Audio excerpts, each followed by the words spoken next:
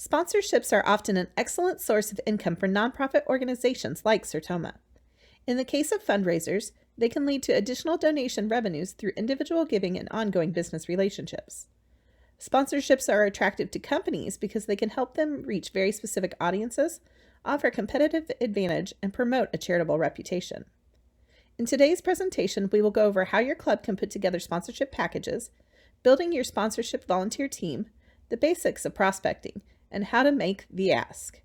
As always, you can find our complete guidance on this and other topics in our club event planning guide in the club resources section of the online member center. Every organization is going to have a slightly different approach to building sponsorship packages. What works for one club, perhaps for even one event, may not necessarily work for another. That's why it's essential to look at each sponsorship opportunity separately. This may even mean looking at your sponsors individually. Unlike many other phases of the planning process, your priority is going to be different here. You're going to want to put your sponsors first. When you do this, you are able to better speak their language and share why your event is a good investment for their business. With all this said, while there may not be a one-size-fits-all sponsorship program out there, there are 4 basic guidelines you can follow when putting together your packages, according to blog getsponsorships.co. First, share your background. This is where you state who you are and what you want. It allows potential sponsors to get to know your event, your organization, and how their company fits in with your vision. Background information should include things like the purpose of the event, your intended audience, expected attendance, event goals, what sponsors contribute, and perhaps even a list of your past sponsors. Why become a sponsor? Sponsors are looking for strong ROI, so they need to understand what they will get out of lending their name to your event and giving financial support to your club. What makes it worth their resources? The more specific and detailed you can be, the better. Next, remember that it's all about the benefits. The blog reminds event planners that sponsorships are often a marketing tool for businesses, so you must be creative in your offerings. Find ways to maximize promotional opportunities. And finally, what's next? Include a clear call to action so that your sponsors know what to do next. You will also want to make sure that they have your contact information on hand. Other tips from Get Sponsorships include: avoid generic packages when possible, design packages around your event's theme, allow sponsors to customize, include sponsors as you plan your packages. They may have ideas you haven't even considered yet, and find ways to stand out and be creative in your pitch. Let's move on to building your team. Just like any other phase of your planning process, you will want to have a strong team in place to oversee your event sponsorship program. Their duties depend on a strong foundational understanding of fundraising and sales, Note's volunteer match, and online volunteering platform. The fundraising lead will spearhead your fundraising efforts and oversee your sponsorship team. Their goal is to make sure that your event brings in as many fundraising and sponsor dollars as possible. And then there's the sponsorship sales team. This small team is charged with prospecting sponsorship leads, putting together customized proposals, and making the pitch. The more experience they have with sales, the better served your efforts will be in the end. Volunteer Match says that you will also want to recruit volunteers with a wide circle of influence. These personal connections come in handy when you're looking to connect with potential sponsors. How will you find your potential sponsors? Clubs can use a variety of methods to make sure that their prospecting efforts are successful. Prospecting is likely going to start with a simple brainstorming session. Your volunteers will sit down and make a long list of any potential sponsors that they should seek out. It doesn't need to be a deep discussion with a complete plan of action quite yet. Instead, the focus should be on merely coming up with a detailed rundown of prospects. Sports Planning Guide, a publication dedicated to facilities and sports event planners, likens prospecting to archery.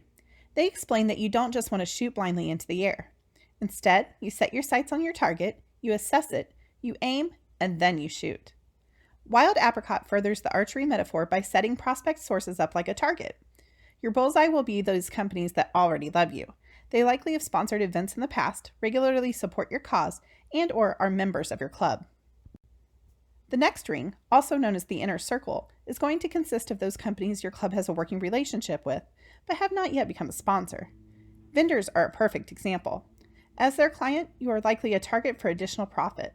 Mutual investment through event sponsorship is a great way to achieve exactly that. On the outer ring of your target comes pretty much everyone else. There's no real connection between your organization and these businesses.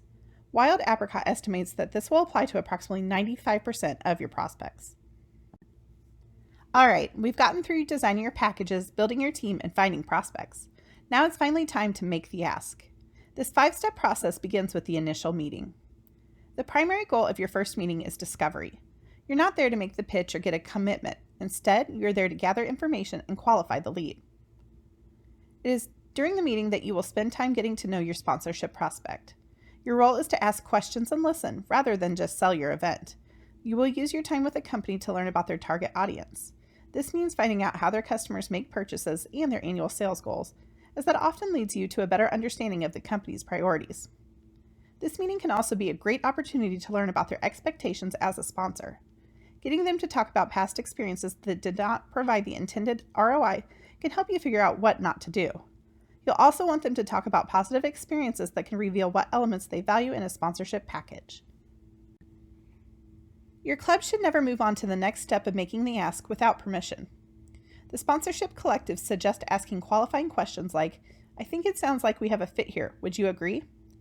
Is this a good time for me to put together a draft proposal for your feedback?" It is only after they have agreed that you should submit a proposal. If it's not a good fit for them, you'll waste your time and resources on a dead-end lead. The sponsorship proposal has long been the standard promotional and sales tool organizations have used to approach companies for their sponsorship support. These professional, polished kits provide a comprehensive overview of sponsorship offerings, an event background, attendee information, and more. However, many nonprofits have found success by deviating from the traditional proposal. It just depends on the company, their needs, and your relationship with them. From there, it's only natural that you will make your ask. The best method is typically face-to-face, but there may be times when that's not possible. When you can't meet in person, rely on traditional communication mediums like mailed sponsorship kits and modern methods such as a virtual meeting. If you are lucky enough to get a sponsorship commitment, you must make sure that you deliver on any and all promises. It's your job to make sure that sponsors get everything possible out of their investment. Ensure that their logos are properly placed, that all deadlines for material submission are thoroughly communicated, and that any other benefits are readily available to them. The final step happens after the event is over. The goal here is to ensure positive word of mouth and bolster repeat business. One way to do this is to compile your metrics and analytics into a fulfillment report. Here, you will include data about the event such as attendance figures, dollars raised for the club or mission, major event headlines, press coverage, web traffic, and more. You will then want to present your findings to each sponsor at a post-event meeting. Conduct a brief interview to learn more about their experience, what worked, what needs improved, and what they suggest for the next year. This is also a great time to gauge their willingness to become a repeat sponsor. They're hopefully still excited about the benefits the sponsorship brought to their company, and highlighting that ROI is a prime opportunity to make the ask once again. And that's a brief look at working with sponsorships. You can find additional tools and trainings in our online member center at members.sertoma.org. We also invite you to join the conversation in our members-only Facebook group at the link on your screen.